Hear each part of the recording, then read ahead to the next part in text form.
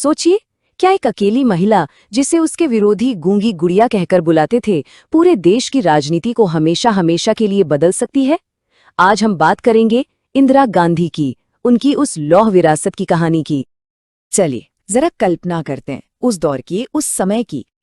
एक ऐसे भारत की जहां सत्ता के गलियारों में महिलाओं की आवाज, समझिए, लगभग अनसुनी थी।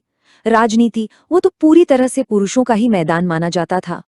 और फिर आती है एक तारीख जो जैसे इतिहास का रुख ही मोड़ देती है। 19 जनवरी 1966। इस दिन भारत ने अपनी सत्ता एक ऐसी महिला के हाथों में सौंपी जिसे उसके अपने ही कई सहयोगी, सच कहें तो काफी कमजोर समझते थे। तो आखिर कैसे शुरू हुई उनकी पहली और शायद सबसे कठिन राजनीतिक लड़ाई? ये सिर्फ एक चुनाव नहीं था, ये तो अपनी पहचान बनाने की एक जबरदस्त जंग थी। तो देखिए, कहानी शुरू होती है जनवरी 1966 से। ताशकंद में प्रधानमंत्री लाल बहादुर शास्त्री का अचानक निधन हो जाता है और देश में मानो एक राजनीतिक शून्य सा पैदा हो जाता है। भारत एक बार फिर बिना प्रधानमंत्री के खड़ा था और सवाल सिर्फ एक ही था, अगला कौन? अब इस पद के लिए मैदान में दो मुख्य दावेदार थे और दोनों में जमीन आसमान का फर्क था।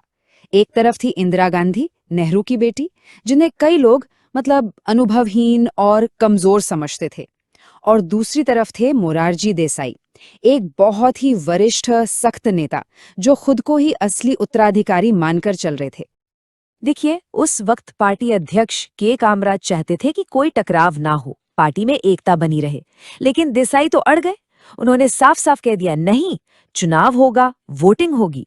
उनका ये जो बयान था ना, सांसद गूंगे नहीं हैं, ये उनकी जिद को, उनकी दृढ़ता को दिखाता है। वो किसी भी कीमत पर पीछे हटने वाले नहीं थे। और फिर वो दिन आ ही गया। संसद का सेंट्रल हॉल, 526 कांग्रेस के सांसद। माहौल में आप सोचिए, 4 घंटे तक सिर्फ तनाव था।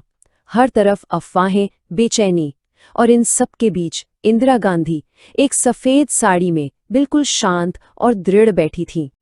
और फिर नतीजों का ऐलान हुआ।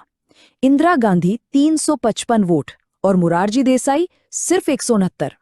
ये एक तरफा जीत थी। करीब 68% सांसदों ने उस महिला को चुना जिसे कई लोग कमजोर समझ रहे थे, जिसे गूंगी गुड़िया कहा गया था।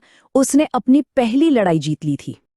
प्रधानमंत्री बनना तो पहली जीत थी, लेकिन इंदिरा गांधी ये बात अच्छी तरह जानती थी कि असली लड़ाई तो अब शुरू हुई है, सत्ता को सच में अपने हाथों में लेने की लड़ाई। और इसके लिए उन्होंने शक्ति का एक बिल्कुल नया केंद्र बनाना शुरू कर दिया।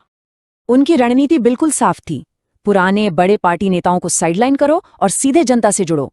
सबसे पहले उन्होंने पुराने कांग्रेस हाई कमांड को कमजोर किया, फिर एक के बाद एक बड़े फैसले लिए। बैंकों का राष्ट्रीयकरण और राजघरानों को मिलने वाला जो स्पेशल भत्ता था, प्रिवी पर्स, उसे खत्म कर दिया।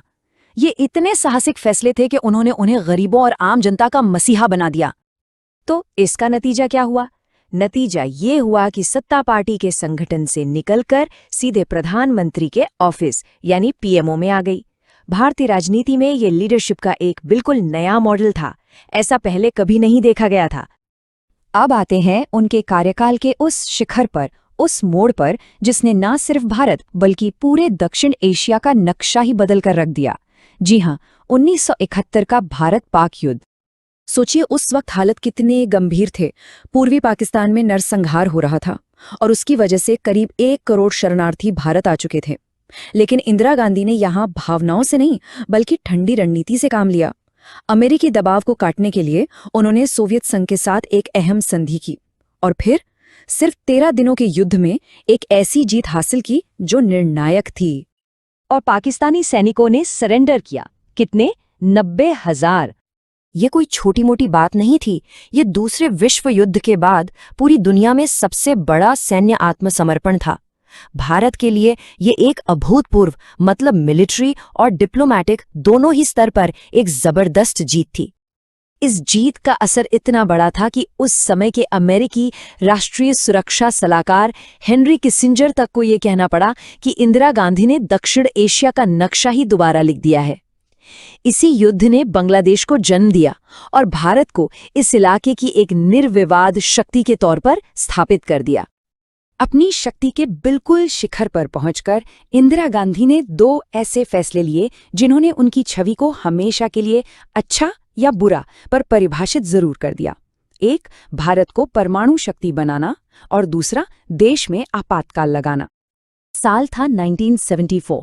पोखरण में पहला परमाणु परीक्षण हुआ और इसके साथ उन्होंने पूरी दुनिया को एक साफ संदेश दिया कि भारत अपनी सुरक्षा के लिए किसी से भीख नहीं मांगेगा।